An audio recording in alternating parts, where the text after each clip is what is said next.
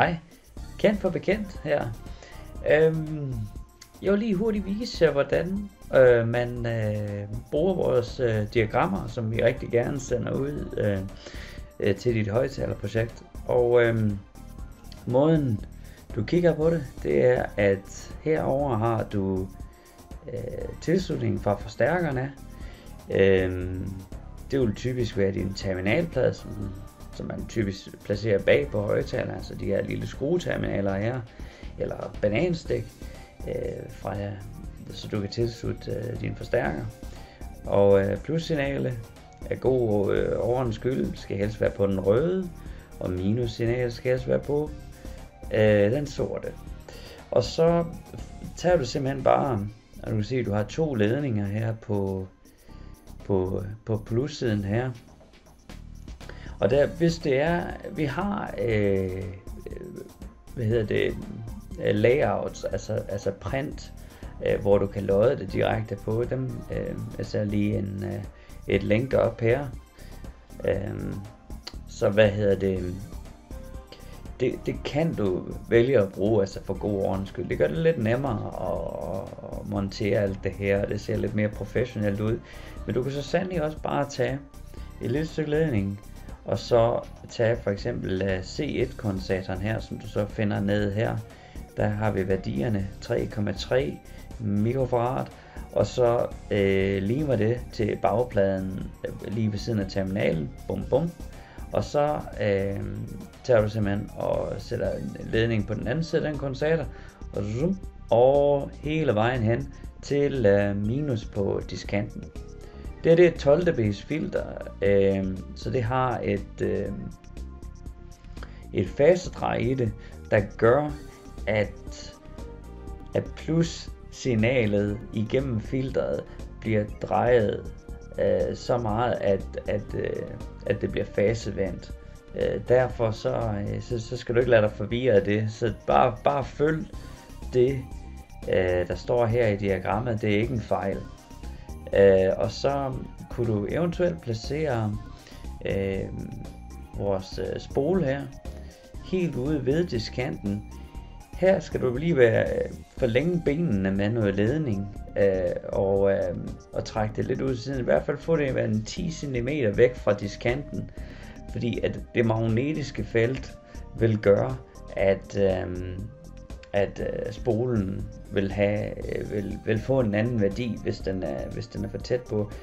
Specielt hvis den er nøjagtigt lige på diskanten, så vil det gå helt galt. Så i hvert fald lige en 10 cm væk fra diskanten der, kan du placere den parallelt over. Og som du kan se hernede for basenheden, er det så modsat på grund af, at vi vil have lydene der fra delfrekvensen og ned efter, i stedet for i højpasfilter heroppe, hvor vi vil have delfrekvensen og op efter. Så derfor så er det simpelthen en spole i serie her. Så du igen her kunne du placere L2, som er 0,22 i det her diagram her, på bagsiden, og så trække hele vejen op til plus på basenheden, og så placere kondensatoren simpelthen imellem plus og minus her.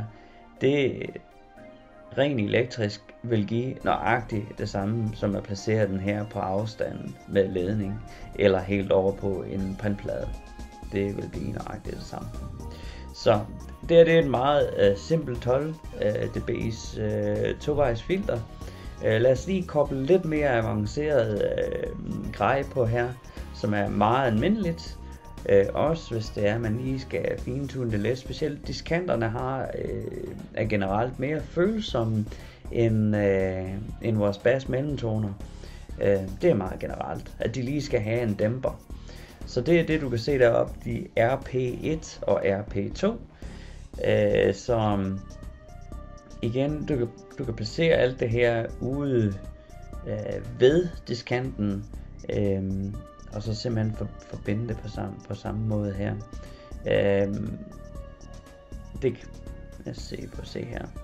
Så Så RP1, den finder du hernede her, 3,3. Og grunden til, at der er 2 modstanden, det er, at hvis vi kun havde en seriemodstand, det kan man sådan set godt. Lad os se, at vi har 8 ohm, en 8 ohms diskant, og vi dæmper med vi tager en tredjedel af lyden, og lader den afsætte i modstanden. Så det vil sige, at vi vil have en 3,9 ohms modstand, der sidder herover. Men så lige pludselig har vi jo rent faktisk en modstand på 12 ohm, og det vil ændre delefrekvensen. Så det skal være tilpasset den her nye modstand. Derfor er det, hvis du skal indsætte en eller anden form for dæmpning på et allerede eksisterende delefilter, er du altid nødt til at lave sådan et L-pad her, altså 2 modstande, fordi at de tilsammen laver, hvad kan man sige, det tab på signalet, og så bevarer de alt i alt 8 ohms modstand som belastning på filteret. Hvad du finder hernede som ekstra, der ligger ude parallelt i serie med hinanden her, en modstand og en kondensator parallelt henover vores enhed. Og igen, det kan du også placere derude, altså bare strikke dem sammen, lige lodde dem sammen her. Der er ikke noget retningsbestemt på hverken modstand eller kondensator, det er der ikke på noget af alt det her, ingen retning. Så lodder du det simpelthen bare sammen der, og så ligger det parallelt hen over imellem plus og minus. Det er simpelthen impedanskorrektion, det glemte jeg helt at sige, hvad pokker det var det her. Impedanskorrektion er noget, som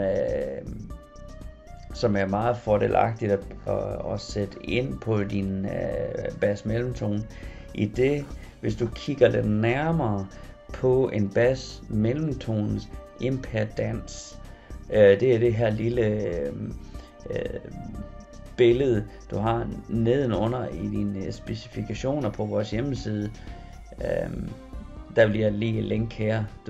Så kan du gå ind og kigge på nede under billedet, altså dit produkt, nede under produktbilledet, hvor du kan se den her kurve her. Og der kan du se, at impedansen stiger på et tidspunkt, og bliver ved med at stige lige så stødt. Og det gør jo, at hvis ikke den bliver korrigeret, sådan at den bliver gjort lige i stedet for, så vil den her delfrekvens simpelthen ændre sig løbende i forhold til den impedans. Og det er nogle gange ok. Det kan helt fint virke. Men skal du dele op i det område, hvor impedansen er blevet eskaleret, og for eksempel er 12 ohm, eller hvad ved jeg, så passer det jo ingen steder, hvis det er, at du har noget, der er beregnet til 8 ohm. Så det er sådan lige en hurtig forklaring af, hvordan man bruger de her diagrammer, og hvad det hele betyder.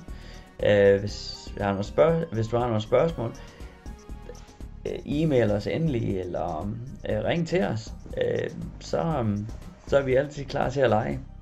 Kan du have det godt? Hej.